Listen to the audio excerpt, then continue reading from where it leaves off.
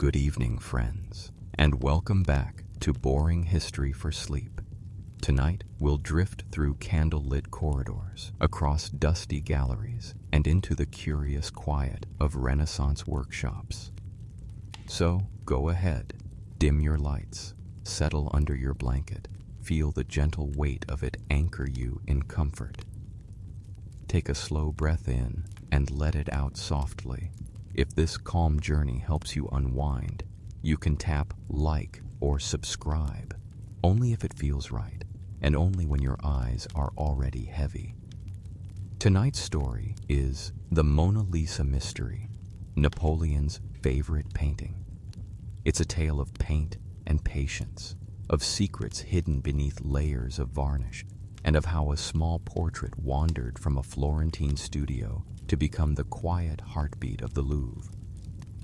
There are no villains here, only brushes, travelers, dreamers, and a smile that refuses to explain itself.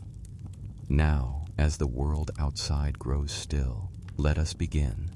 Imagine Florence in the early 1500s. The air smells faintly of plaster and olive wood smoke. Bells echo across tiled rooftops, carrying through narrow streets that twist like spilled ribbons of brick. In a small upstairs room along the Via Ghibellina, the morning light slants through shutters, touching the cluttered workbench of a man everyone in town has heard of, though few understand. I suppose you could call him a painter. Others call him an engineer, a dreamer, or, when he's slow to deliver commissions, a professional procrastinator. His name, of course, is Leonardo da Vinci, and today he is standing over a wooden panel no larger than a serving tray, squinting as though the surface itself is whispering back at him. He tilts his head, he always does that, studying the face emerging beneath his brush. The woman sits across the room, patient, hands folded. Her name, we think, is Lisa Gherardini, wife of a merchant named Francesco del Giocondo. She's wearing a thin veil, a modest gown of Florentine brown, and an expression that, frankly, makes you want to know her secrets. Leonardo dips his brush into a mixture of walnut oil and ground pigment. He works slowly, painfully slowly, applying what he calls sfumato, a soft haze that turns edges into size. It's the painter's version of whispering rather than speaking. Some days he paints for an hour, some days not at all. One apprentice swears that Leonardo once spent a week adjusting the curve of a single smile. "It has to breathe," he muttered, as though the wood itself needed lungs.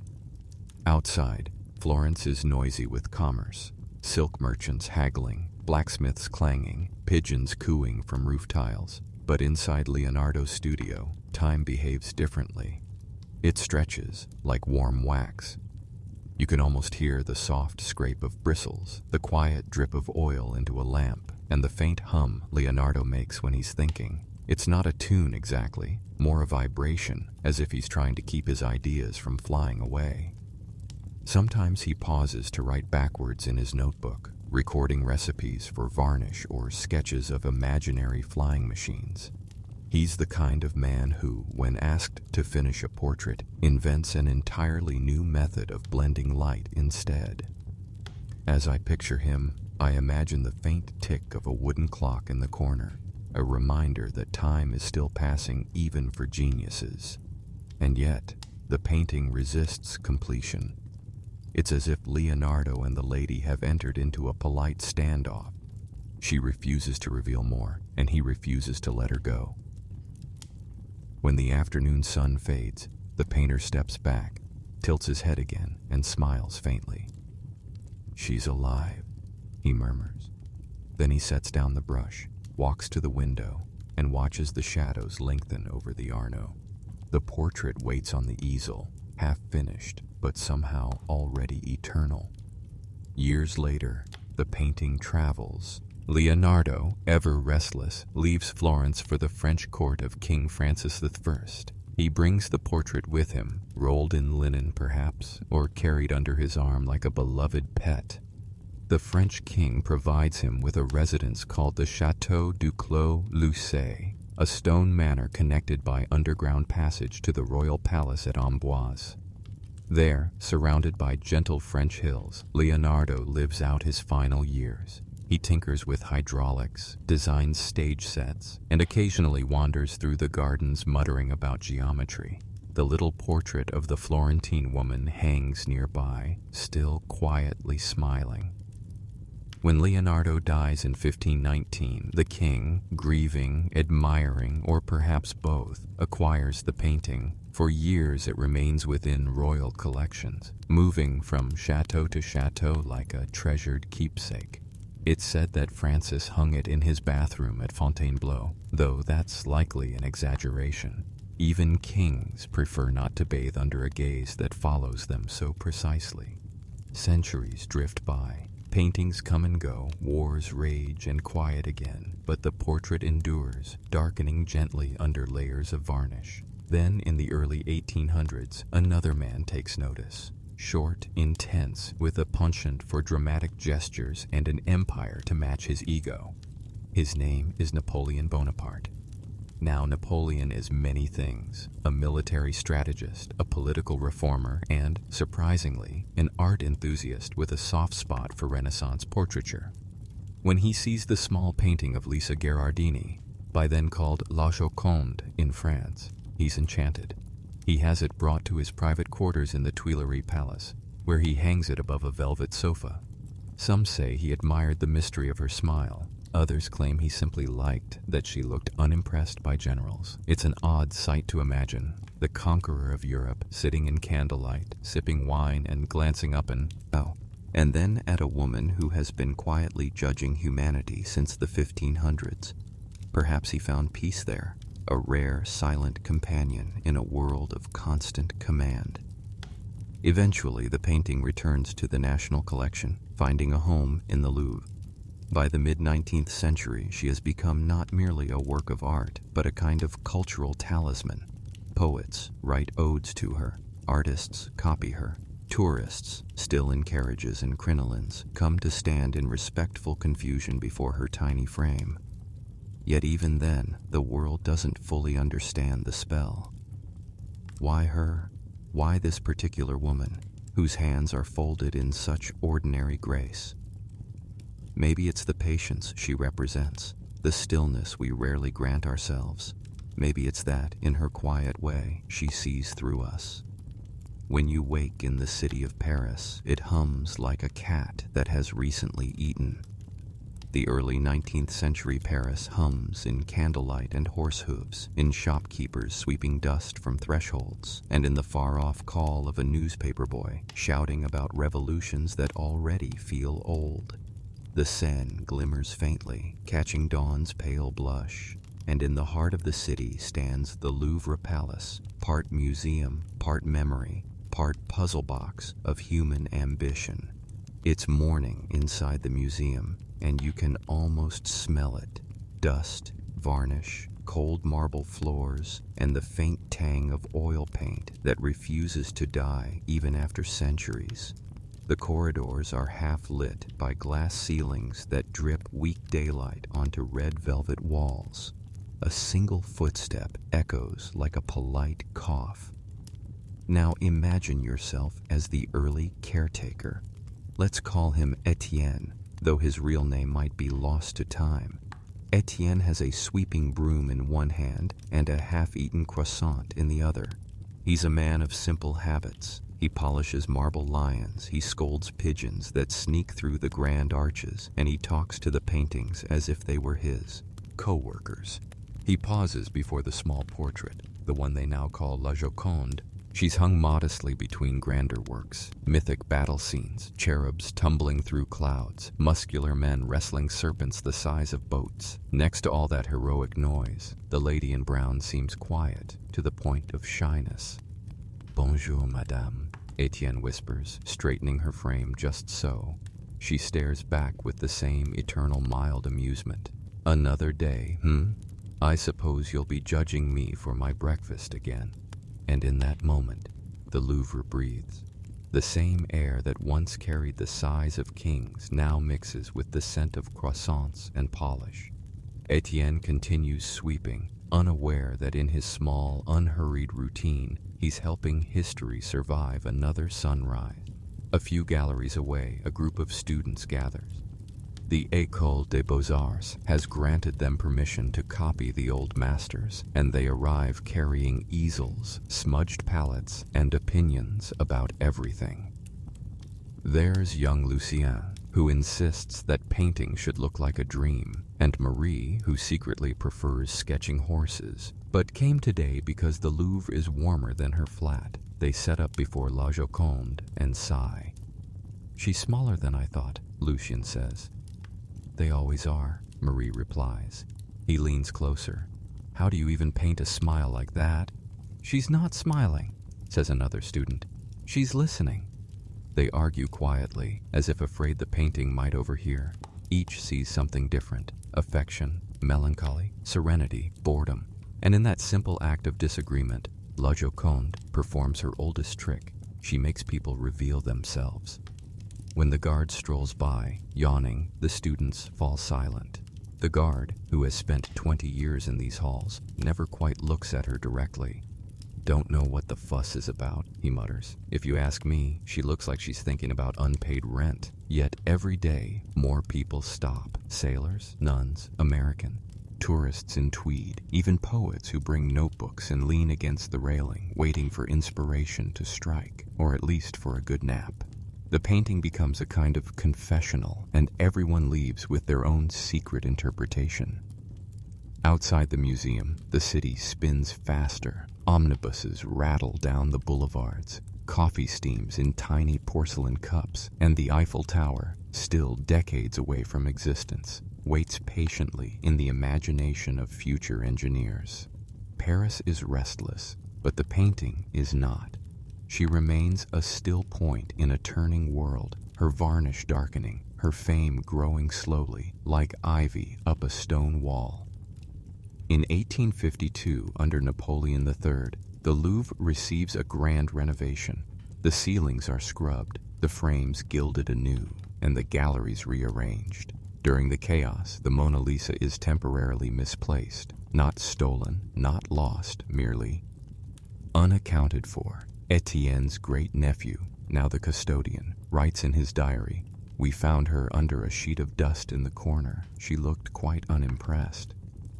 It's easy to imagine her there, resting quietly while workers hammer and argue about paint fumes, her small smile undisturbed by human fuss. Later, in the late 1800s, artists begin to rediscover her. Baudelaire writes that her smile holds the essence of the modern soul. Oscar Wilde, passing through Paris, claims she has lived so long that she has become the embodiment of all women. And yet, no one can quite agree who she is. The rumor mills churn. Was she a noble woman, Leonardo's lover, a self-portrait in disguise? One French critic even suggests she was smiling because she was pregnant, while another swears she's smirking at an inside joke between her and the artist, something that's been whispered across centuries but never explained. I like to imagine Leonardo laughing softly in his grave, delighted that people are still guessing. Now, picture the Louvre at night. After the doors close, silence takes the throne. The footsteps fade, the guard's chatter dies down, and the only sounds left are the creak of the old floors and the faint sigh of the Seine against its embankment. The moonlight slants through the skylights, landing across the frames like silver lace. The statues cast long, thoughtful shadows. Somewhere near the Denon wing, a mouse scurries across marble, pauses before La Joconde, and decides she's not edible. It's in that soft silence that the museum feels most alive. You can almost imagine whispers between paintings, the Venus of Milo gossiping with the winged Victory, the romantic portraits comparing hairstyles. And there she is, the quietest of them all, still gazing outward, half in light, half in shadow, as if dreaming of both Florence and eternity. Sometimes, I like to think that her eyes adjust to the dark, that when no one's watching, she finally looks away, just for a heartbeat, stretching her gaze toward the window where the moon spills across the Seine. Then, By dawn, she's back to her post, composed, amused, and infinitely patient. One stormy night in 1896, lightning cracks above the museum, rattling the glass ceilings. A small leak forms, dripping rainwater near the Renaissance section. The night guard, an older man named Henri, who wears his cap too tight, rushes to cover the artworks with tarps. When he reaches La Joconde, he hesitates. "Wouldn't do for you to catch a chill, eh, madame?" he murmurs, draping a cloth gently across her frame.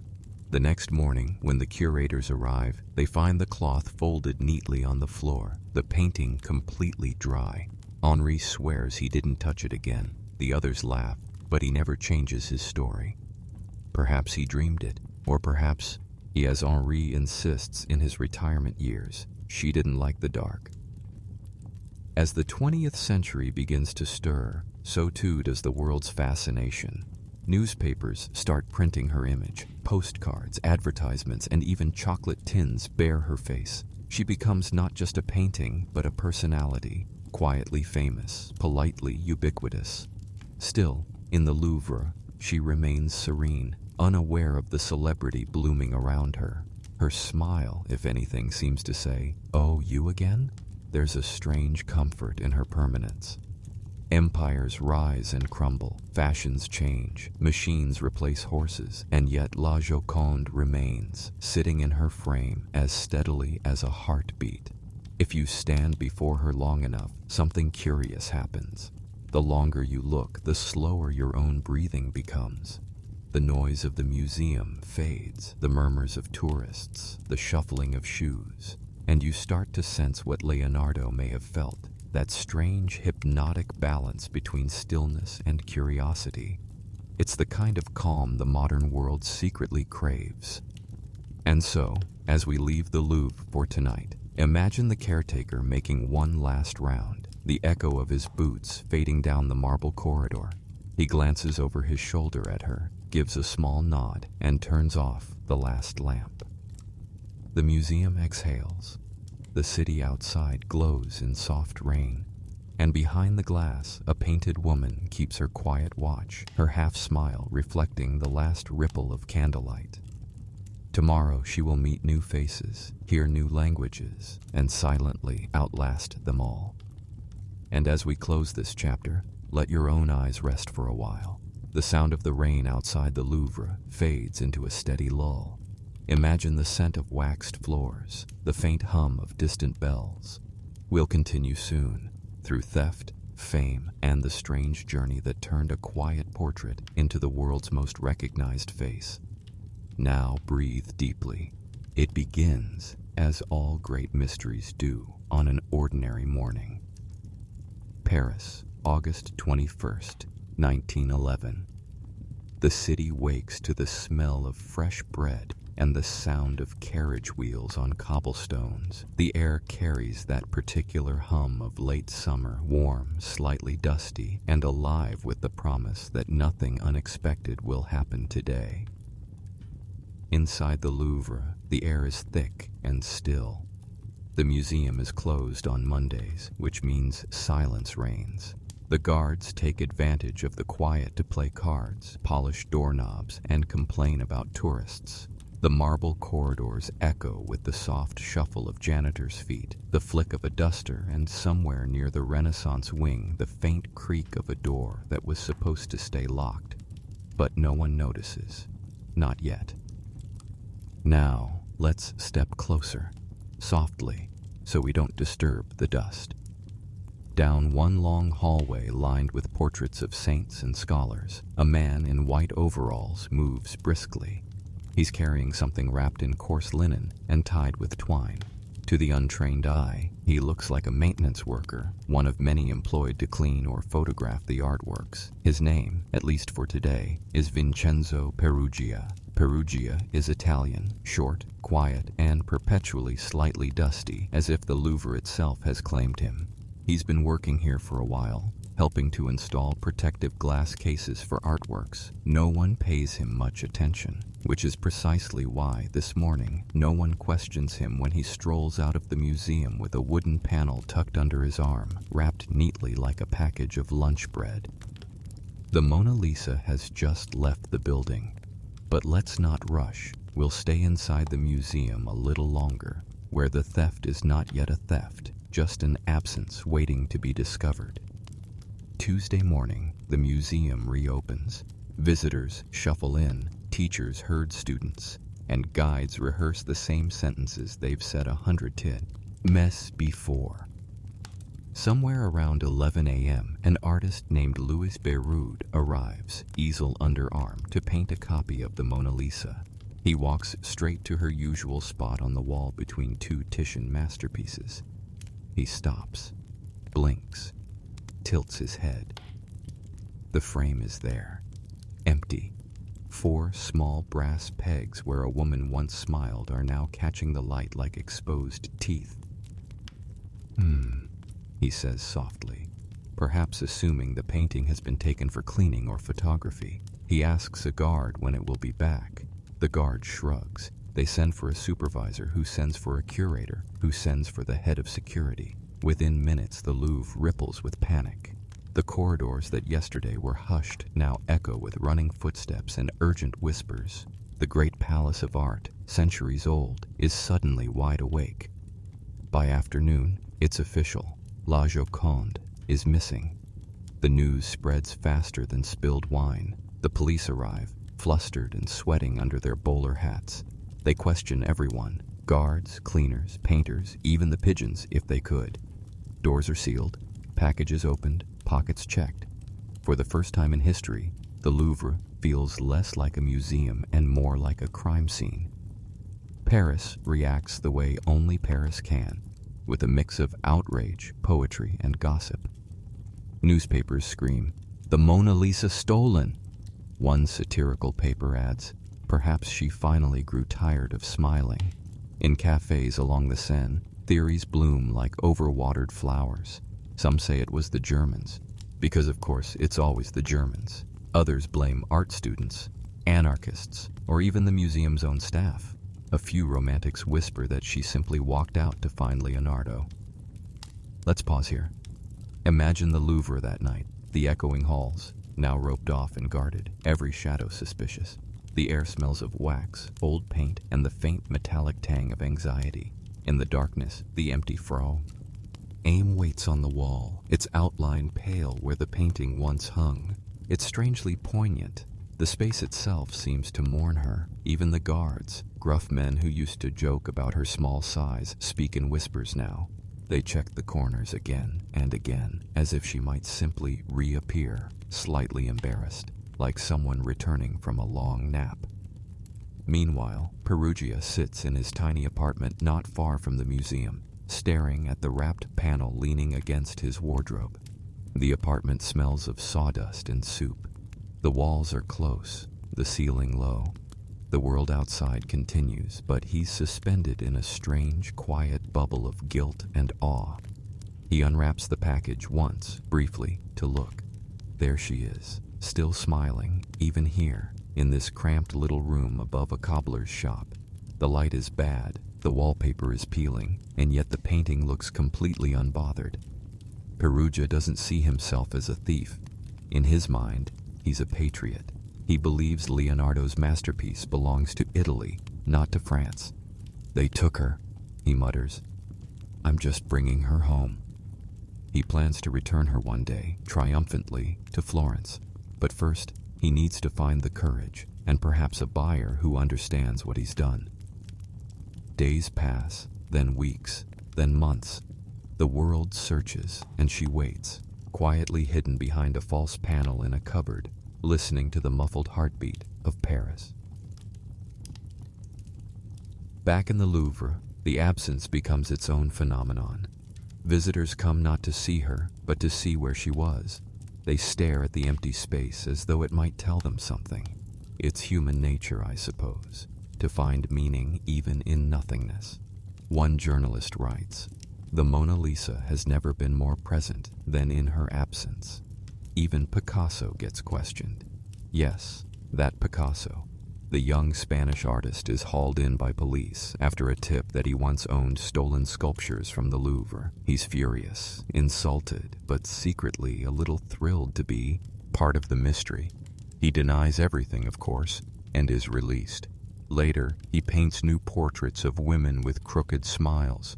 Some say, unconsciously, he's still searching for her. 2 years slip by like drowsy pages in a book. Europe shifts uneasily toward war, but the world's most famous painting remains hidden in a wooden trunk in Italy.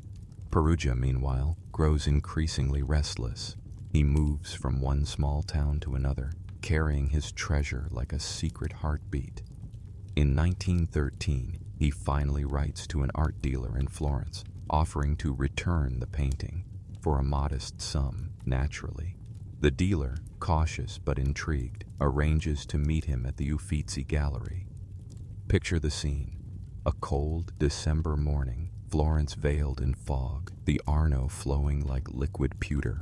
Perugia walks in clutching a worn suitcase. Inside, wrapped in red cloth, lies the Mona Lisa, still serene, still silent. He opens the case, and the curator gasps. "She's home," the man whispers. It takes only a few hours before the Italian police arrive. Perugia doesn't run. He doesn't protest much either. When asked why he did it, he replies simply, "I loved her too much." The trial becomes a spectacle. Newspapers describe him as both a fool and a hero. In Italy, some call him il patriota ingenuo, the naive patriot. Crowds gather outside the courthouse, shouting, "Bravo, Vincenzo!" and "Viva la Gioconda!" He serves just over a year in prison, during which he spends most of his time carving wooden toys and writing letters to his mother. When released, he fades quietly into history, taking with him the odd distinction of being the only man who ever successfully walked out of the Louvre with the Mona Lisa under his arm. The painting, meanwhile, returns to France like a beloved runaway pet. She tours Italy briefly, Milan, Rome, Florence, where crowds line the streets to welcome her, waving flauas and handkerchiefs. For a few months, she becomes the symbol of reconciliation between nations. Even kings and presidents come to see her. Then, in January 1914, she's escorted back to the Louvre under armed guard. The museum, newly cautious, places her behind glass and installs extra security. For the first time, the world begins to think of her not merely as art, but as something sacred, an irreplaceable relic of human imagination. And yet, for all the drama, she hasn't changed. The same soft smile, the same folded hands, the same stillness that outlasts every headline. One journalist writes after her return, "We came to see the famous painting, but she looked as though nothing had happened at all."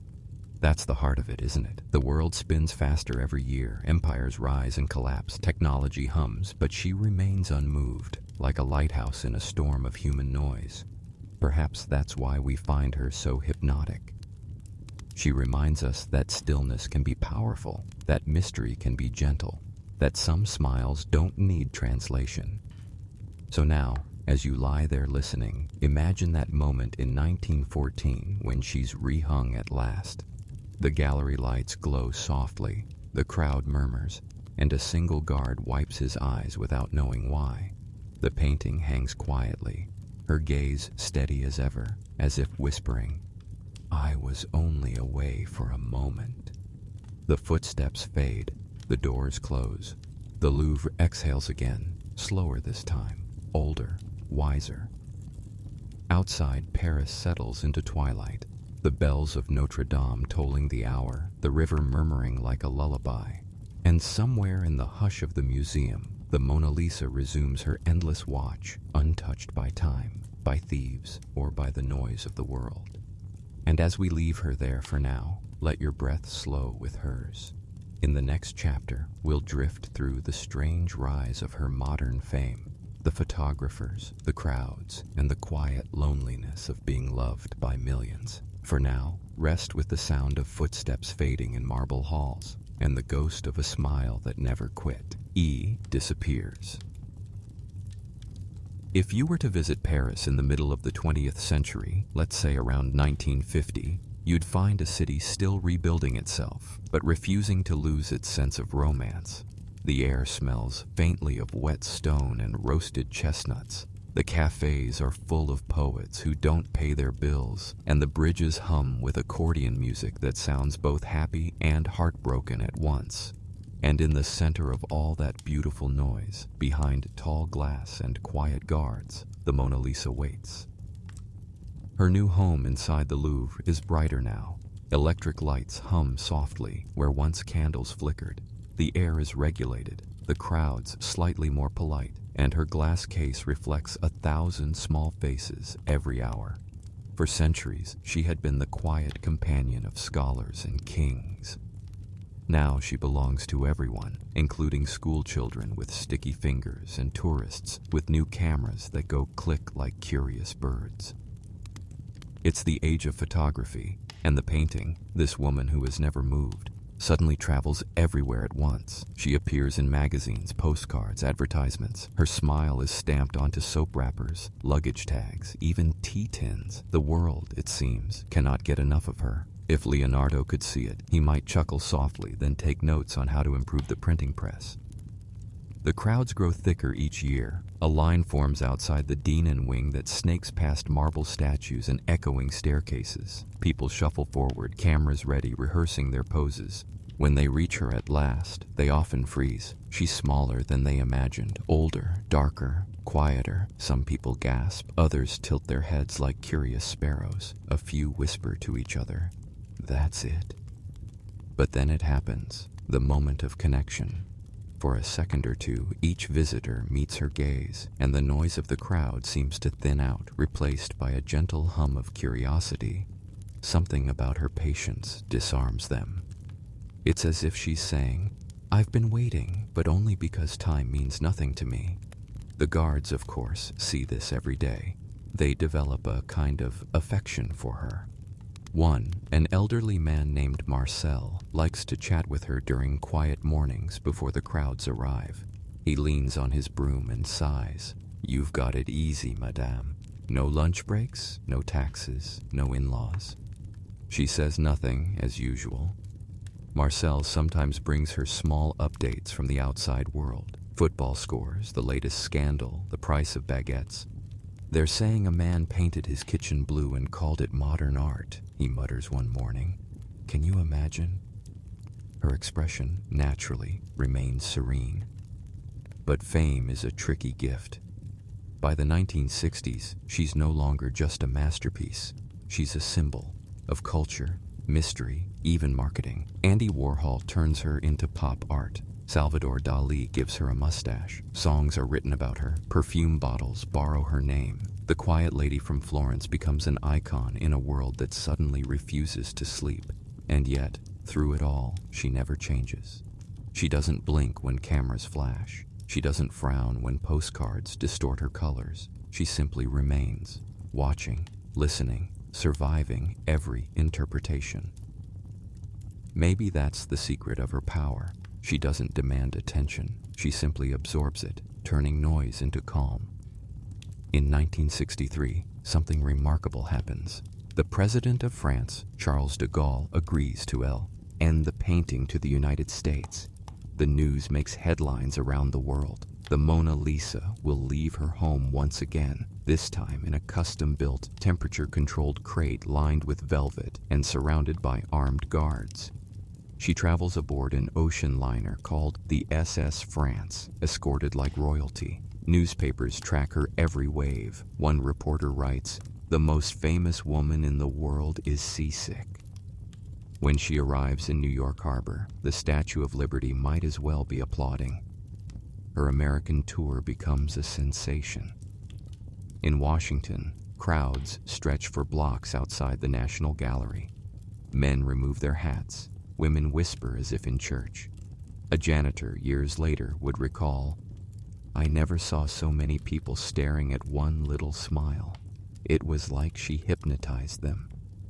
The same happens in New York, at the Metropolitan Museum. over 1 million people come to see her in just a few weeks.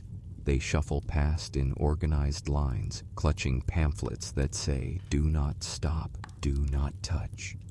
Even the air seems to hush. Some visitors cry, others wave awkwardly as though she could wave back, and for those brief minutes, they are united. Bankers, children, soldiers, grandmothers, all caught in the same quiet awe. It's almost funny to think about, isn't it? All that technology, all those modern marvels, and the thing that stops people in their tracks is still a woman painted 500 years ago with no eyebrows and infinite patience. When she returns to Paris, the city greets her like a hero coming home. Flags wave, bands play. The crate is lifted from the ship like a holy relic. One customs officer, upon checking the manifest, supposedly says, "Contents, one smile." Back in the Louvre, she takes her place once more, this time under brighter lights, thicker glass, and the watchful gaze of guards who now guard her like family. But fame brings another kind of loneliness. Late at night, after the last visitor has gone, the museum grows quiet again. The hum of the air vents sounds like distant waves. The cleaning staff moves softly, respectful of the silence. Somewhere in the shadows, a single light remains on near her gallery. If you stood there then, just you and her, you'd hear your own heartbeat. You'd see the faint reflection of your face in the glass, and beyond it, hers. Two strangers, separated by centuries, yet sharing the same stillness. Perhaps she likes these hours best, the moments when the cameras sleep and no one expects her to be an icon, just a woman painted in patience. Of course, fame also invites danger. In 1974, during a tour in Tokyo, a woman sprays red paint near her display, protesting museum policies. Thankfully, the glass takes the blow, and the painting is unharmed. A few years later, a visitor in Paris throws a rock at her case, cracking the glass but leaving her untouched. Each time she emerges unscathed, her expression unchanging. It's as if the world keeps testing her calm, and she keeps forgiving it. By the 1980s, the Louvre replaces her protective case with a state-of-the-art enclosure, bulletproof, climate-controlled, humidity-stabilized. She now lives in her own micro-world, watched by cameras that never sleep. Some say that in photographs from that era, her colors seem softer, less golden, more gray. Perhaps it's the glass, or perhaps she's just tired of posing, and yet she endures. Visitors still come in waves, millions every year. They take photos, selfies, videos. The sound of shutters clicking becomes a kind of modern heartbeat for the museum. But if you stand there long enough, something happens. Behind the murmurs, behind the rustle of coats and the digital beeps of cameras, you start to feel that old stillness return, the one Leonardo painted with such devotion. It's like being caught in a pause between breaths, a reminder that, despite the crowds, this moment, this small, silent exchange, is entirely yours. That's her magic. She can belong to everyone without ever being possessed. A curator once described it perfectly. She is not smiling at us. She is smiling at something we have forgotten. Maybe she's remembering the Tuscan hills, or the smell of oil paint drying in Leonardo's studio. Maybe she's amused by how humans rush about inventing machines to measure time when she's already mastered eternity. Whatever the reason, her gaze remains unchanged, gentle, curious, just enough mystery to make you lean in closer. By the late 20th century, she has transcended art. She's a meme before memes exist, a symbol on postcards, t-shirts, even keychains. She appears in cartoons, parodies, and toothpaste ads. Everyone wants a piece of her, yet she stays forever intact.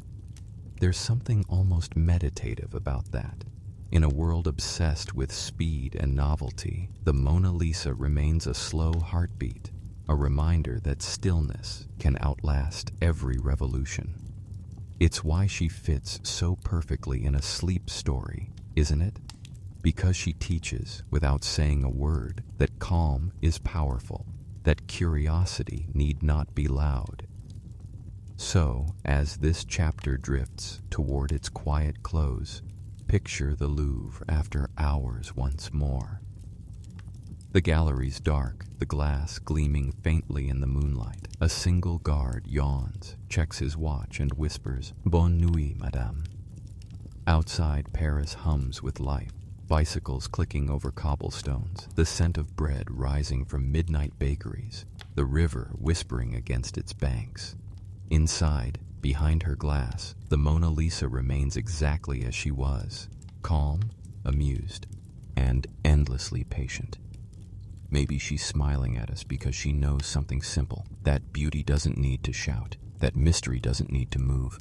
That silence can sometimes tell the longest stories. Good evening again, dear friend. If you're still awake, you've traveled far tonight. From the dusty streets of Florence to the glowing heart of the Louvre, through centuries of painters, thieves, admirers, and quiet rooms where time slowed just enough to let a smile endure. But here, in our final chapter, we'll do what the world rarely does. We'll pause. We'll breathe with her, the woman who stayed still. It's late in Paris now. The museum sleeps. The great glass pyramid outside gleams under the moon like a jewel dropped into still water. A night breeze slides softly along the Seine, carrying the scent of rain, old books, and the last espresso poured in a corner cafe. Inside, the air is cool and steady. The footsteps have faded. Security lights hum with their pale, greenish glow. Somewhere, a vacuum cleaner murmurs like a faraway tide, then clicks off. Silence unfolds again. And in that silence, at the center of it all, she waits. The Mona Lisa, La Joconde, La Gioconda, Lisa del Giocondo. So many names for one small, quiet face. She sits behind her glass, illuminated by a single soft light that makes her skin seem almost alive. You can imagine standing there, alone in that vast room. Your shoes squeak faintly on the polished floor. The air smells faintly of linen and varnish, the same kind Leonardo would have used 5 centuries ago. She looks at you, the same way she has looked at everyone, patiently, knowingly, like she understands that we're all just passing through. For all our science, we still don't know her secrets. We've scanned her with lasers, photographed her under infrared, mapped every crack and pigment. The restorers discovered faint sketches beneath her final form, earlier attempts, softer versions of her face, as though Leonardo painted hesitation itself. In one layer, her hands are arranged differently. In another, her veil drapes more heavily. It's as if he painted time, one whisper over another, until the image became eternal. Some researchers even claim to see faint outlines of a second landscape beneath the hills, a ghost world, half erased. But even with all this, her expression refuses to yield. The machines measure, the algorithms predict, the scientists conclude. And she keeps smiling. A modern curator once said, "The Mona Lisa is not a painting, she's a mirror." Maybe that's true. When you look at her, she seems to reflect something of yourself, your mood, your curiosity, your fatigue. Some days she looks amused, on others almost sad. Her smile seems to change with your breathing, widening and fading like a candle's flicker. It's a trick of light, perhaps, or maybe Leonardo, who spent a lifetime studying the muscles of the human face, understood that the truest expressions are the ones that never settle. In sleep, we are like her, still, peaceful, half dreaming, yet filled with unspoken stories. Let's wander backward for a moment, quietly, through her long history. Back to Florence, where she first sat in the workshop's warm dust. Back to the gentle scratching of Leonardo's brush, the smell of walnut oil, the hum of flies in the sunlight.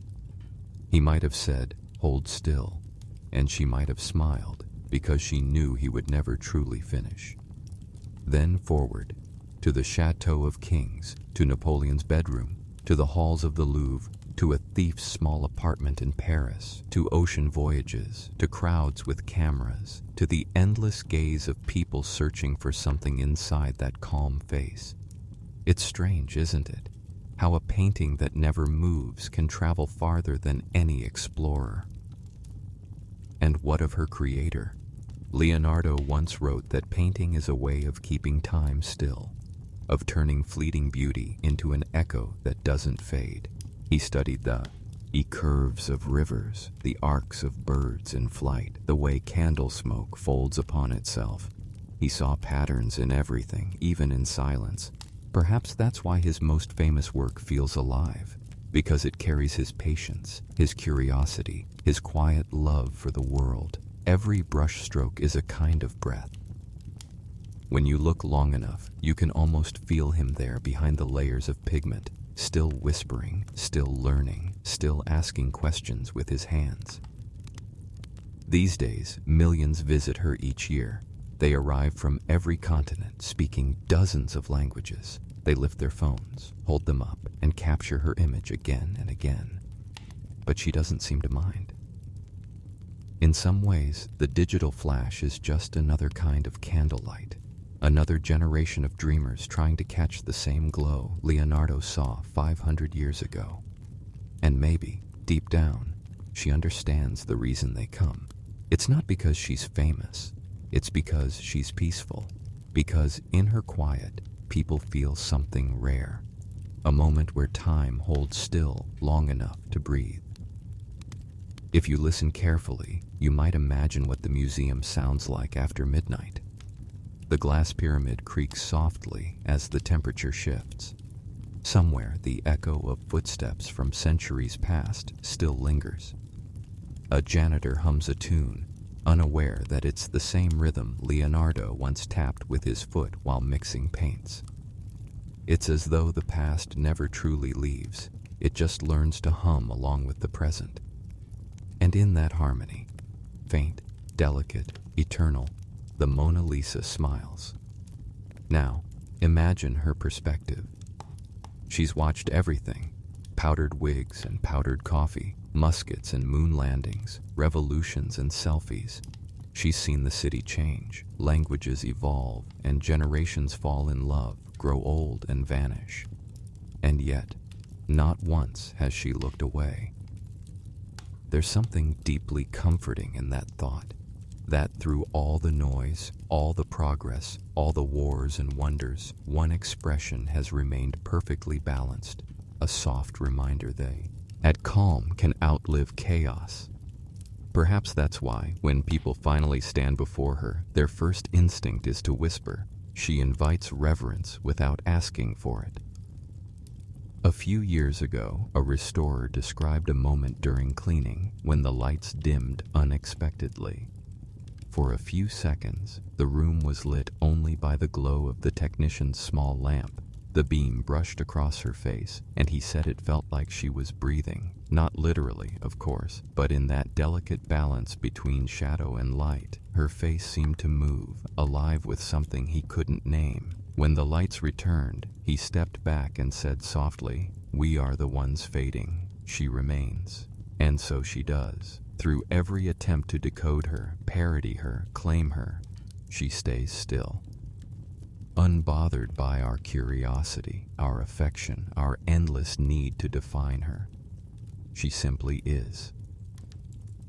That's the quiet miracle of her story. Not that she survived theft or fame, but that she continues to exist in perfect equilibrium between art and life, mystery and meaning, smile and silence. If Leonardo were here now, standing beside her, he might tilt his head, the same way he did 5 centuries ago, and whisper something like, "Ah, she's still learning to smile." And maybe that's true for all of us. Because we too are unfinished works, trying each day to soften our edges, to see the world with gentle curiosity, to stay still long enough to notice the beauty passing through. So tonight, as the city outside drifts deeper into sleep, picture that small room in the Louvre once more. The marble floors glowing faintly, the hush so deep you can almost hear the breath of the building. A single beam of moonlight touches the glass, and for a heartbeat, she shines like she's made of light instead of paint. The guards will arrive again in the morning, the tourists will follow, the world will resume its noise, but for now, there's only stillness. The kind Leonardo might have painted, not with his hands, but with his heart, the woman who stayed still, and the world that somehow keeps turning around her.